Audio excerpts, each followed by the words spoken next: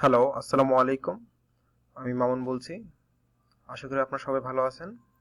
তো গতদিন আমরা আপনাদেরকে একটা ছোট্ট একটা এক্সাম্পল করতে দিয়েছিলাম। তো আশা করি আপনারা সবাই এটা করতে পেরেছেন। তো যারা পারেননি তাদের জন্য আমি এই জিনিসটা আবার দেখিয়ে দিচ্ছি। তো কোশ্চেনটা ছিল যে দুইটি ফ্লোট নাম্বার ইনপুট নেওয়ার পরে ওই দুটো যোগ করে যোগফলটা শো করতে হবে। তো চলুন দেখি এটা কিভাবে সলভ করা যায়। এগুলো আমাদের সেই কোড। তো প্রথম আমি দুইটা ভেরিয়েবল ডিক্লেয়ার করব, যেহেতু আমি দুইটা নাম্বার ইনপুট নেব। আর দুইটা নাম্বার ইনপুট করার পর এটা যোগ করে তো কোথাও রাখতে হবে, সে রাখার জন্য আর একটা ভেরিয়েবল আমি ডিক্লেয়ার করবো। টোটালি আমি ভেরিয়েবল ডিক্লেয়ার করবো তিনটা। আর যেহেতু আমি ফ্লোট নাম্বার নিয়ে কাজ করতেছি, আমি ভগ্নাংশ নাম্বার ইনপুট নেব এবং দুইটা ভগ্নাংশ নাম্বার ইনপুট নেব, ঠিক আছে।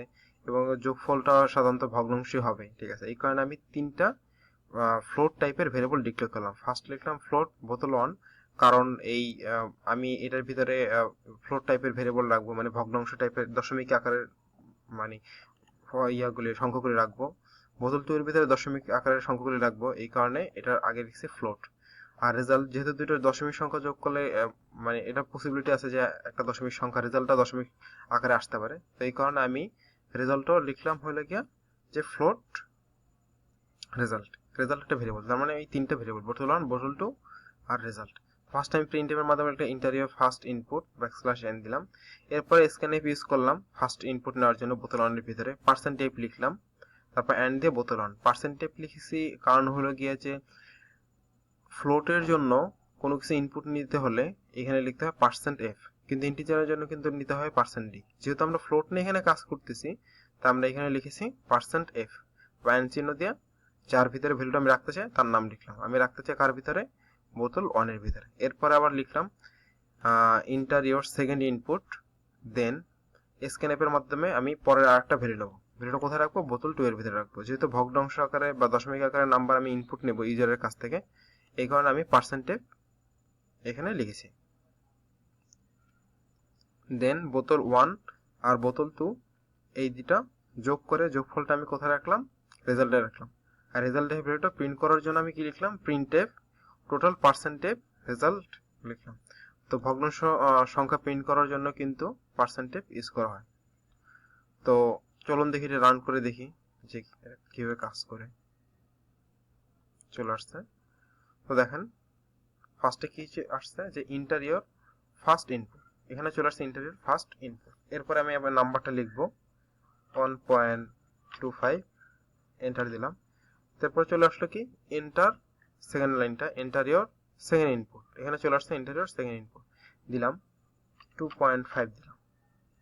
তো এটা যোগ করলে হবে 3.75, দেখে হয় কিনা, এন্টার দিই। দেখেন চলে আসছে টোটাল 3.75।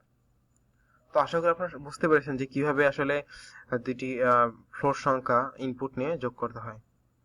তো আমরা একটা পিকচার দেখে এই টপিকটা শেষ করব। সেটা হলো যে আমরা দেখেছিলাম যে ইন্টিজার টাইপের ভেরিয়েবল যদি আউটপুট আউটপুট বলতে মানে প্রিন্টে আমি যদি প্রিন্ট করতে চাই, ওই ক্ষেত্রে লিখতে হয় কিন্তু পার্সেন্ট ডি। আর ইনপুট নেবার ক্ষেত্রে স্ক্যানএপের ভিতরে লিখতে হয় কিন্তু পার্সেন্ট ডি, এবং পরে কমা দিয়ে কিন্তু অ্যান্ড সাইনটা এবং যার ভিতরে ভ্যালুটা রাখবো তার নামটা লিখতে হয়। এখানে কিন্তু দেখি ইন্টিজারের জন্য পার্সেন্ট ডি, যার ভ্যালুটা আমি প্রিন্ট করতে চাচ্ছি তার নামটা এখানে থাকবে। ফ্লোটের জন্য আমি আউটপুটের জন্য আমি কি ইউজ করব? Percent F. ইনপুটের জন্য আমি পার্সেন্ট এফ ইউজ করব, বাট আউটপুটের জন্য আমি ইউজ করবো প্রিন্ট এফ, ব্র্যাকেটের ভিতরে পার্সেন্ট এফ কমা দিয়ে যার ভ্যালুটা আমি প্রিন্ট করবো। এখানে আমি এফ এর ভ্যালু প্রিন্ট করতেছি, এখানে এফ লিখলাম, বা যে ভেরিয়েবলের একটা নাম থাকবে সেই ভ্যালুটা লিখবো। স্ক্যানএফের ক্ষেত্রে একই, পার্সেন্ট এফ অ্যান্ড সাইন, দেন এখানে ভিতরে হবে গিয়ে পার্সেন্ট এফ, আর অ্যান্ড এর পরে থাকবে হলে গিয়ে যার ভ্যালুটা আমি প্রিন্ট করতে যাচ্ছি তার নামটা। আর ক্যারেক্টারের জন্য ইউজ করতে হবে প্রিন্ট এফের ভিতরে পার্সেন্ট সি, এটা হলো আউটপুটের জন্য। আমি যদি আউটপুট করতে চাই, কোনো কিছু আউটপুট দিতে চাই ক্যারেক্টার টাইপের এবিসিডি, এই করতে পার্সেন্ট সি। আর স্ক্যানএপের জন্য ইউজ করতে হবে পার্সেন্ট সি। তো এই হলো গিয়ে টোটাল জিনিসটা।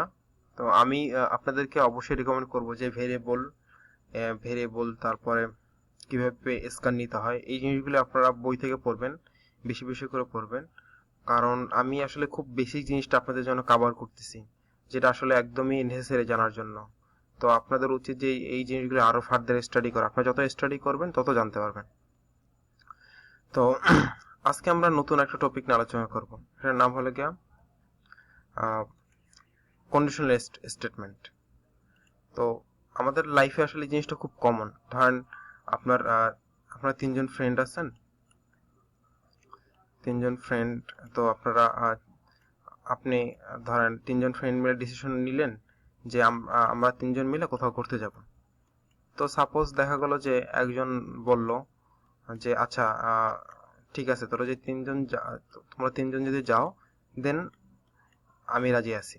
ধরেন আপনি বললেন যে আপনার তিনজন, আপনি আরো দুইজন ফ্রেন্ড, তিনজন। তো ওরা দুইজন এসে আপনাকে বললো যে আচ্ছা চলো আমরা কোথাও ঘুরতে যাই। দেন আপনি বললেন আচ্ছা ঠিক আছে, তোমরা দুজন যদি যাও দেন আমি যাব।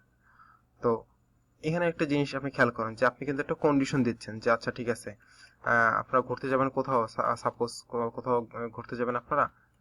তো ওইখানে বলতেছে যে আচ্ছা ঠিক আছে এখানে ঘুরতে যাবো আমরা। তো আপনি যেটা বলতেছেন যে তোমরা দুইজন যদি ঘুরতে যাও দেন আমি তোমাদের সাথে যাব। বাট এখানে কিন্তু আপনি একটা কন্ডিশন দিয়ে দিচ্ছেন যে ওরা দুইজন যদি যায়, যদি সে একা, ধরেন এই ফ্রেন্ডটা আপনাকে একা অফার করে যে যাবার জন্য, তাহলে কিন্তু আপনি যাবেন না। যদি ওরা দুইজন যায় শুধু তখনই আপনি যাবেন। তো এরকম আসলে অনেক ধরনের স্টেটমেন্ট আমরা কন্ডিশনাল স্টেটমেন্ট কিন্তু দিয়ে থাকি আমাদের দৈনন্দিন লাইফে সবসময়। যেমন ধরেন বাইরে বৃষ্টি হচ্ছে, তো আমি বলবো আচ্ছা বাইরে যেহেতু বৃষ্টি হচ্ছে আমি এখন বের হবো না। বাইরে যদি বৃষ্টি হয় আমি বাসা থেকে বের হবো না।